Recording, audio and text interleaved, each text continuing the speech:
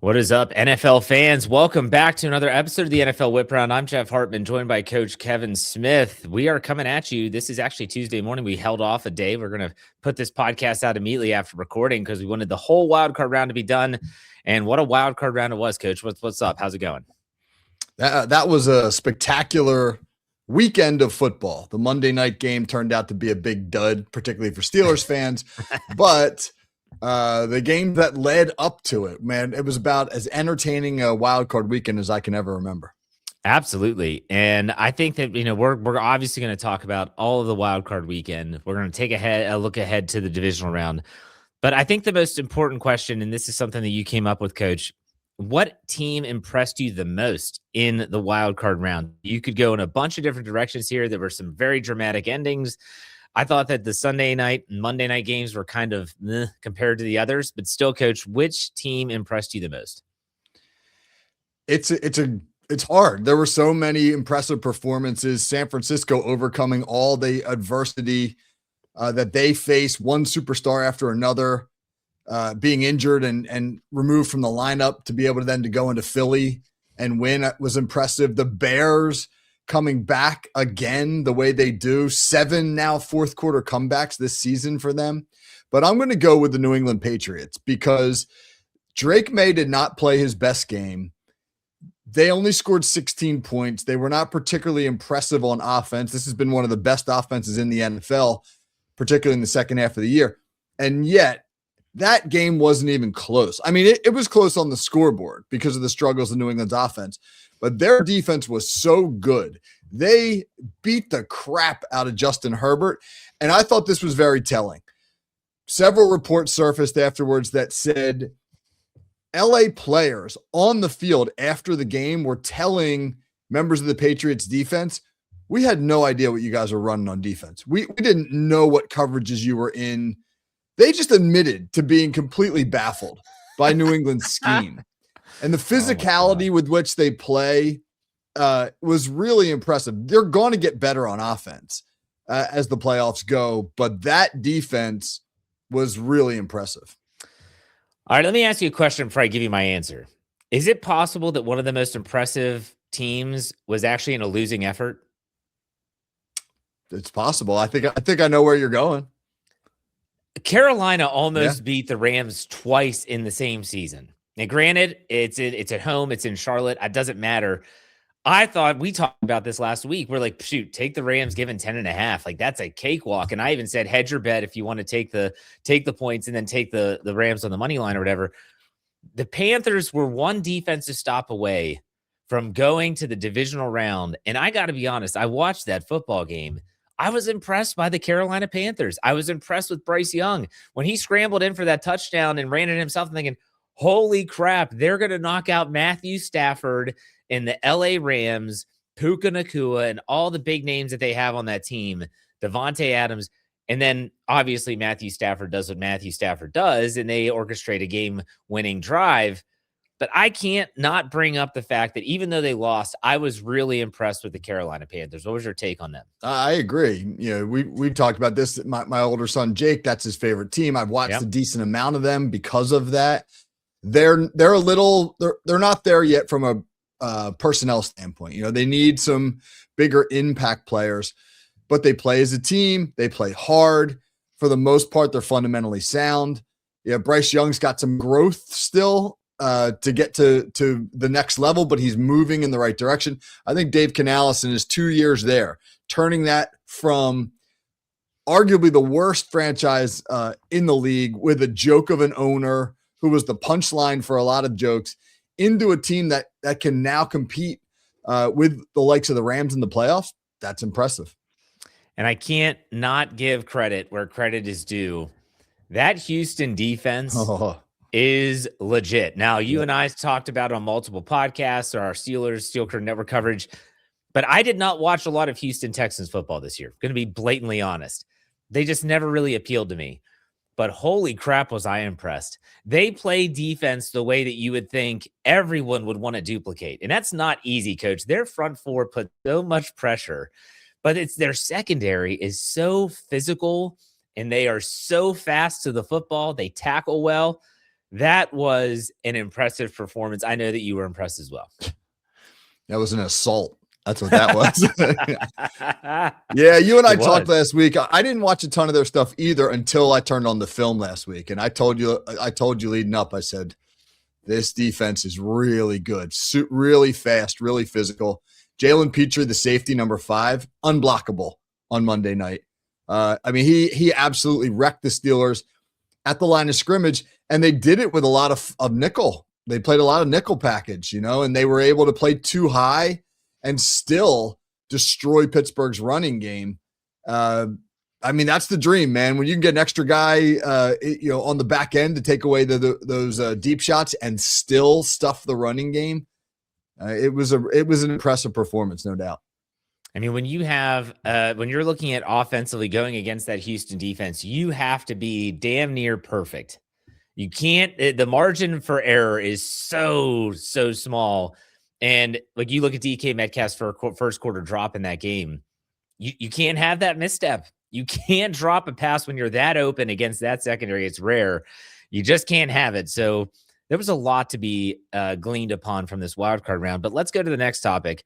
What player impressed you the most? And we could go in a bunch of different ways here with all the results. We haven't even talked about Bills Jaguars at all. But what player impressed you the most this weekend?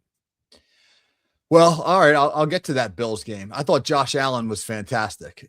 He got beaten up. I mean, beaten up. He had a 300-pound defensive lineman literally land on his head when he was on the ground. He hit his hand on the back of the helmet of one of his linemen when he was following through on a pass. He got his left knee hyperextended on a touchdown run. I mean, it looked like he was not going to survive that game.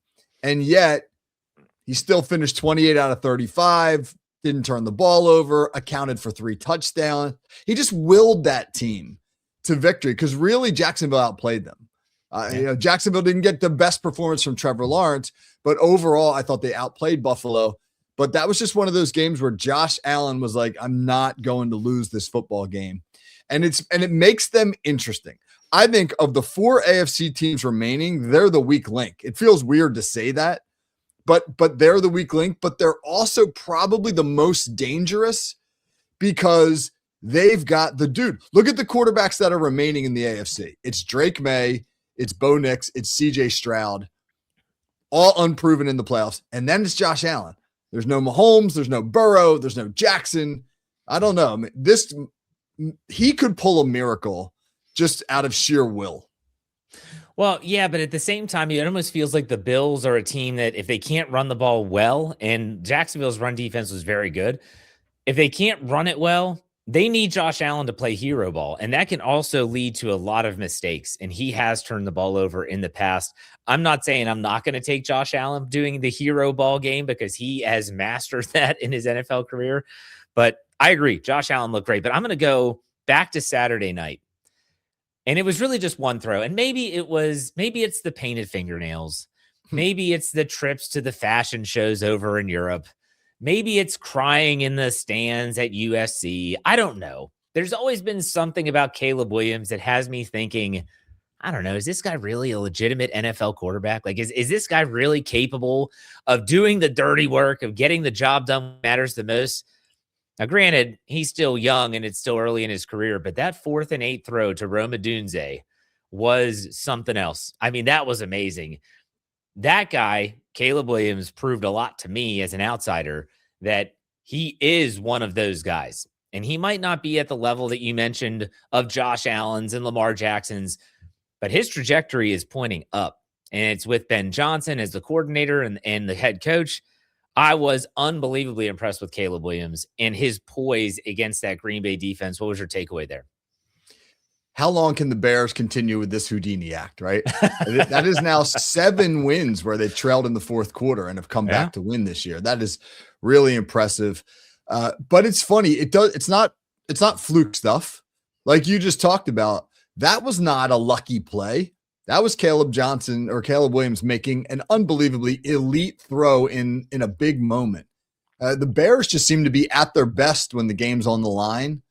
And Ben Johnson has an uncanny ability to find the right call for the right moment. I mean, they won that game. The winning touchdown came on a sucker route where they faked the perimeter screen that they'd run several times earlier in the game and just sucked everybody up and then ran by them on the double move. That is elite play calling, holding on to that play, knowing you'd set it up throughout the game, and then bam, with 2 minutes to go, you spring it on them for the winning touchdown. When you got a play caller like that who can find the right call in those ultimate moments, and then a guy like Williams who's executing at a high level under pressure, you got a shot. Well, this is interesting. I want to ask you a follow-up there. When we talk about Brock Purdy, everyone always has the asterisks. Yeah, Brock Purdy's great, but Kyle Shanahan's the one that's basically helping him be who he is. If Brock Purdy was a quarterback of 30 other teams, he's not going to be who he is with Kyle Shanahan. Are you thinking this is similar with Ben Johnson and Caleb Williams, or do you think that Caleb Williams is more capable and not so reliant on Ben Johnson to get him in the best situation possible? Well, last year as a rookie, now granted he was a rookie, he certainly didn't play at this level without Ben Johnson. But that's true throughout football. It's never really just the individual. It's the marriage of the individual with the system, the scheme, the coach, et cetera.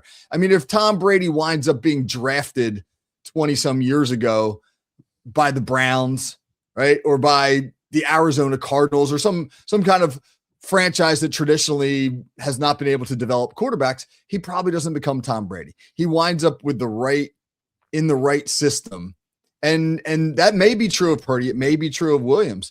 But if that's how it's going to be, then these guys are going to write excellent stories to their careers. Fair enough. All right.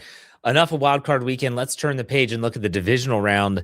What are the matchups you're most excited about? Now, for those of you that might be listening and wondering, what is the lay of the land? So Saturday, January 17th, the first game is a 4:30 p.m. Eastern time kickoff. The Bills go to Denver to play the Broncos. That's on CBS, again, 4:30 p.m. Eastern time. The nightcap is going to be fantastic. The 49ers at the Seattle Seahawks, 8 o'clock p.m. Saturday. And this is obviously the 17th. This is on Fox. So both number one seeds are playing on Saturday. Then you go to Sunday at 3 p.m. It's Texans at Patriots. That's on ESPN. And then the finish is 6:30 p.m. Rams at Bears. There's some really good games there, Coach. Which one intrigues you the most? It's 4 great matchups. It really is. They've all got a really interesting storyline, right? You go the Buffalo-Denver game. Can Josh Allen finally get to the Super Bowl, right? Seattle, San Francisco, divisional grudge match, third meeting, rubber game between these three. Houston, New England, that's going to be a blood sport, man. You know, those two defenses against one another, the physicality in that contest is going to be through the roof. And then Rams at Chicago is just a fascinating matchup because you got Stafford and McVay and that great offense coming into Chicago where they're doing a high wire act. I think, honestly, a guy who played safety in college, the Houston New England game is very appealing to me just because it's going to be an old school physical knockdown, drag out football game. But the one I think is going to be the most exciting and interesting to watch is that Rams at Chicago game. I think that's going to be a high flying, high scoring, down to the wire, drama filled game. I could say the same thing about 49ers Seahawks because I think a divisional game in the divisional round to go to the NFC Championship game. Can the 49ers go to Seattle? They're beat up. They lost George Kittle for the rest of the year with a ruptured Achilles tendon. They've been beat up the entire stretch. Can their Houdini act keep going? Can they continue to just put all of that drama in terms of injuries to the side and continue to win football games? Is the week off maybe going to hurt a team like Denver or Seattle? That's always a question in the divisional round. Is the team that gets to bye? Rest and rust are two completely different things that sometimes go hand in hand. But let me ask you this. You bring up Texans Patriots. How in the hell is the total 40.5 in this game? I was expecting the total to be like 36.5. Me too. Because these two defenses are not going to give up a lot. And let's be honest, it's the strength of their team. I think if you love defense, make sure you're sitting in front of your television at 3 p.m. on Sunday Eastern time. It's going to be fun. But what do you think about Bills Broncos? Like, we just talked about the Rams, Bears, Texans, Patriots, 49ers, Seahawks, but none of us brought up Bills Broncos. What do you think about this game at Mile High? I just, for me, it's the Josh Allen storyline. But that's the game. If there's one that has maybe the least amount of appeal, it might be that one, just because the angle is a little bit harder to find if you're not going to focus on whether Allen can finally get to the Super Bowl. Denver's they're like the most anonymous number 1 seed, I think, in recent history. People can, all right, they got Bo Nix and they got a couple dudes on defense, but I think most football fans would struggle to build out Denver's roster. They just don't know that team very well. Sean Payton is a great football coach, but he's a guy that can be a little off-putting. There's a lot of people that find his personality a little tough to take. So I think that's a game where it's going to be a good football game. It's a good matchup, but I don't think it's got the storyline that some of these others do. I just feel like with the Bills, and not to just continue to pile on with Josh Allen talk, you got to think if they don't win it this year, when, like you said, there's no Mahomes, there's no Burrow, there's no Lamar Jackson in the playoffs, that would be a colossal failure, would it not? Yeah, but unfortunately, you're giving them their best situation to the Super Bowl with their worst team in the last 5 years. This is not a particularly great Buffalo team. I think there's some Buffalo teams from maybe a couple years ago that if you put in this year's playoffs would be the favorite. So, Coach, let me ask you, out of these 4 games, if someone said, Coach, you can only watch one, you get no other option, which game are you choosing? Very torn between those two, the one in New England and the one in Chicago. But hey, just for the entertainment of it all, give me LA Chicago. I think that's going to be really fun. That total is 50.5, by the way. They are expecting some points to be scored in Chicago. We'll see what the weather's going to be like. It's been pretty cold there for sure. All right, next topic. Which team that lost this weekend in the wild card round has the biggest question marks heading into 2026? There's a lot of options here, Coach. Where are you going? Well, I'm going to draw a big circle around the state of Pennsylvania because I think that the Eagles and the Steelers, opposite ends of that state, have really significant questions that they need to answer. I mean, Philly's got all sorts of questions about the offense. Is the coordinator coming back? Probably not. What do you do about the Jalen Hurts relationship with the rest of that team? Is A.J. Brown a cancer? Awful lot. How do you fix Saquon Barkley in the run game that was so dominant 2 years ago? A lot of stuff that the Eagles have to answer. The Steelers have even more questions. Who's the quarterback next year? Is Rodgers coming back? Or is either coordinator coming back? I mean, this is another playoff in which Terrell Austin's defense just got absolutely destroyed. Arthur Smith's offense was overmatched. Smith's interviewing in Tennessee. Will he be back? Will Mike Tomlin be back? I mean, it is going to be a fascinating offseason in Pittsburgh, but one that the Steelers have a way more unsettled than settled right now. Yeah, I was going to say either Philly or Pittsburgh, and I think by far Pittsburgh has bigger questions.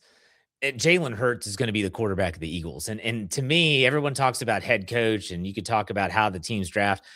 In this league, we know this. We've talked about it for years. Either you have a quarterback or you don't. And if you don't, you're in the have-not category in the NFL. And so the Steelers don't even know who their quarterback is next year. I doubt it's Will Howard, 6th-round draft pick out of Ohio State this past year, who saw 0 game action in the preseason or regular season. I don't think it's Mason Rudolph either. And what are you going to do? Bring back 42-year-old Aaron Rodgers and hope for one last run? I just don't think that's what this organization needs or wants to do. But you bring up Mike Tomlin. I don't think Mike Tomlin gets fired. I think, though, that Mike Tomlin could say, I want to step away. I'm going to pull a Sean Payton, so to speak. I'm going to step away from coaching. I'm going to go do some TV stuff. I'm sure he'll make a lot of money doing that. And then maybe after a couple years, if I want to get back into it, if the right organization has the right situation for me, then maybe I'll go back into it. And as a Steeler fan, you gotta hope for that result if you want to change a head coach. You fire Mike Tomlin, you don't get anything in return. If he leaves goes to TV, and then wants to come back, the team that wants that coach is going to have to give you some draft capital, just like the Saints did. The Saints Saints had to give capital or got capital from Denver with Sean Payton. I don't know, Coach. Like, this is I feel like the Steelers are at a crossroads, don't you? I do. As you're talking about that, I'm thinking to myself, all right, here we really need a coup here at FFSN and at the Steel Curtain Network in specific. Mike Tomlin needs to move out. My friend Kevin Stefanski needs to move in as the head coach, and I will bring us unprecedented access, Jeff. Yes, to the Pittsburgh Steelers. Let's make it happen, Coach. That would be great. I mean, I don't mind Kevin Stefanski. I know he's been doing his rounds in terms of interviews. If that Steelers job opens up, though, would that not be one of the more attractive positions in the NFL? I would say yes and no. The yes is if you're looking at it from a historical standpoint, you're like, hey, this is a place that values stability. If I go in and do a good job, I'm going to have the opportunity to grow some roots here, to really build shape this team the way I want to shape it. The model for a head coach there is very attractive. But what does it take to succeed in the NFL? A franchise quarterback. Who's your QB? If you get there and you go, 5-12 for a couple of years in a row because you have no quarterback, then you don't have that job stability potentially. So I think that you got to put it on both sides of the scales there. All right. Any other teams that lost that you're looking at and saying, man, they've got some serious questions as well outside of Philly and Pittsburgh? Well, I mean, I think the Green Bay Packers, this is now several disappointing postseasons in a row for them. There was some talk about would they move on from Matt LaFleur. Ultimately, looks like they're going to bring him back. Is Jordan Love where he needs to be? What's it going to take to get Jordan Love to the next echelon? What's it going to take for Green Bay to get over the playoff hump? They've had, again, several struggles in recent years. Are they good enough at wide receiver? Does Jordan Love have the weapons that he needs to be successful there? They're going to have to really look hard at their approach as well. Yeah, absolutely. All right, let's go to our fifth and final topic here. What do you think about the beef? I love a good beef. I love good division rivalries. I love when coaches are vocal. I like it when players and coaches speak their mind. Might rub people the wrong way, but I tend to like it. That's just my own personal opinion. Do you like the beef that's brewing between Ben Johnson of the Bears and Matt LaFleur of the Packers? Is it good for the game? I guess is a good question. Coach, what's your take on that whole situation? Hell yeah. It's great for the game. Bears, Packers having beef with one another. What's better than that? This is the oldest rivalry in the NFL.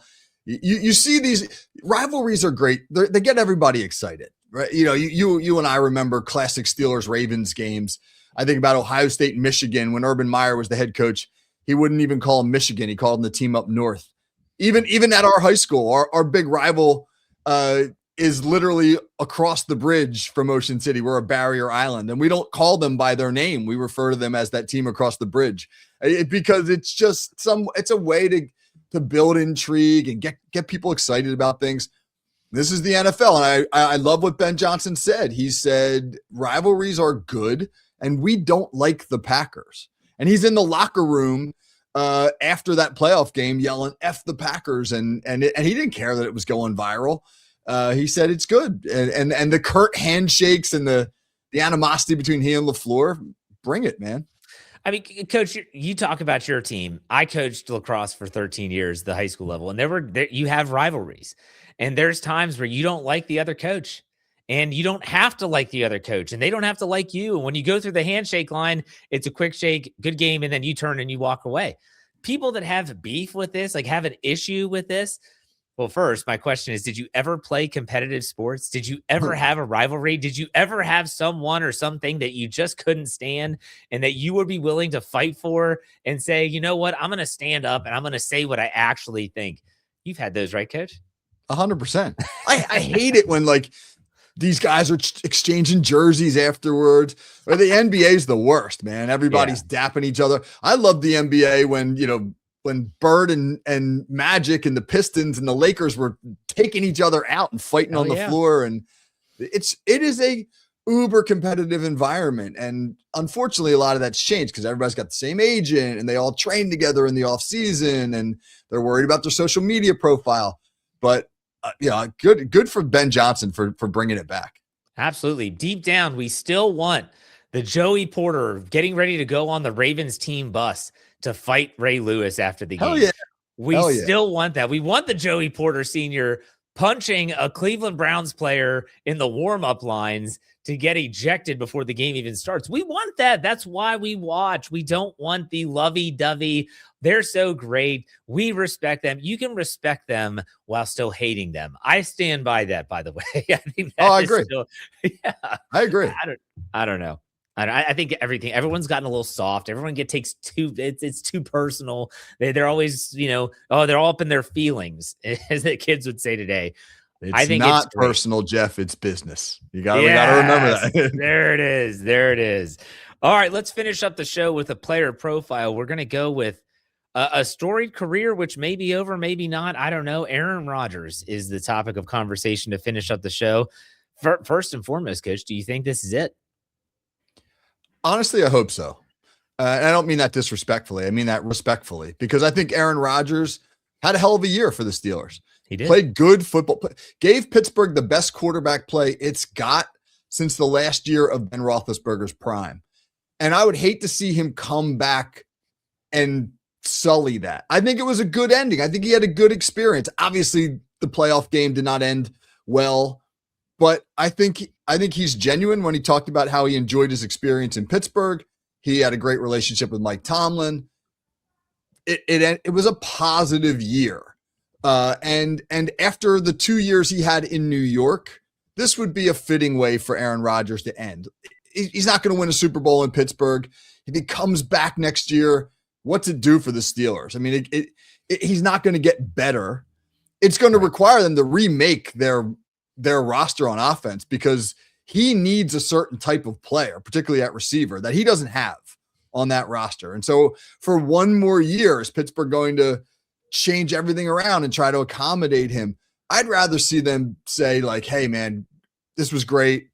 Time to move on. Go out, get maybe Malik Willis in free agency, take a hard run at him, set up for the 2027 draft. So, that's where I am on that. Were you surprised that he didn't come back out after the pick six, at least to orchestrate a couple handoffs or whatever? I personally was, because the last throw that he makes, if he's done, his last competitive throw in the National Football League was a pick six. I don't know. There's something about that just doesn't sit well with me. What do you think? Yeah, I don't think people will remember that down the road. You know what they would have remembered? They would have remembered that he was the quarterback who got sacked when Myles Garrett broke the sack record. I think that was important to him. I don't think this was important to him, the pick six or coming back out to hand the ball off. So I think he's done, to be quite honest with you. I think he probably recognizes that everything you have to go through to get ready for another year, is it going to be worth it? I don't know. I think he's done. I will say this about Aaron Rodgers. Here's my little piece here. The national media has woven this tapestry of a narrative surrounding Aaron Rodgers. And a lot of fans that don't follow Aaron Rodgers individually, or whether it was his time on Pat McAfee when he used to do that weekly, they just buy into what's being sold and what's being given to them from the national construct. I hope that at least the Steeler fans that got to experience Aaron Rodgers this one season saw that is a bunch of BS, that he's not a bad teammate, that he does care, that he's not a self-centered egomaniac, that he will give his best and always try his hardest, that just because he might be a little old school with how he handles certain situations with teammates doesn't necessarily mean that he's a giant prick who doesn't care. He does care. He cares a lot. And so for me, it was really cool to cover the Steelers with him at quarterback, because I kind of knew this. Again, if you follow Aaron Rodgers' career and you actually listen to what his teammates say, not what the media said, you knew that this guy was not hated in the locker room. Teammates loved Aaron Rodgers, and every single guy to a T leaving the Steelers locker room after the loss on Monday night, they loved him. And a lot of them said, hey, if he wants to come back, I'd love to have him back. I think that if anything, hopefully Aaron Rodgers was able to kind of debunk some of these myths and narratives and rumors surrounding him. He's a hell of a player. He's a Hall of Famer. He's been there, done that. I don't think you can name anything that he hasn't done and accomplished as a quarterback in the NFL. If he decides to hang it up, Coach, I agree with you. It was a good season. But any final thoughts on Aaron Rodgers? No, I agree. The Aaron Rodgers in Pittsburgh in 2025 was professional, a good leader, a guy who held people accountable, a guy who was not arrogant, a guy who wanted to win. He was what you want in your quarterback. You just you just wanted him 10 years younger. Exactly. Yeah. Yeah, for sure. All right, Coach, what's coming up on the call sheet this week? Anything fun? Yeah, good topic on Wednesday. Coach Frank Lasasso, big Eagles fan. He was in the first row one seats for that playoff game. Frank unfortunately spent a lot of money to be disappointed, but he's coming on, and we're gonna tackle the question of what's next for the Eagles and the Steelers. A Steelers fan and Eagle fan diving in after two disappointing playoff losses. Where do these two teams go? That'll be our show on Wednesday. All right, go check that out wherever you get your podcast by searching the Call Sheet Daily with Kevin Smith. Make sure you check out our content at Steel Curtain Network, wherever you get your podcast, or steelcurtainnetwork.com. Coach, Wildcard Weekend is done. We'll get ready for the divisional round, and we'll talk about it next week. Take it easy.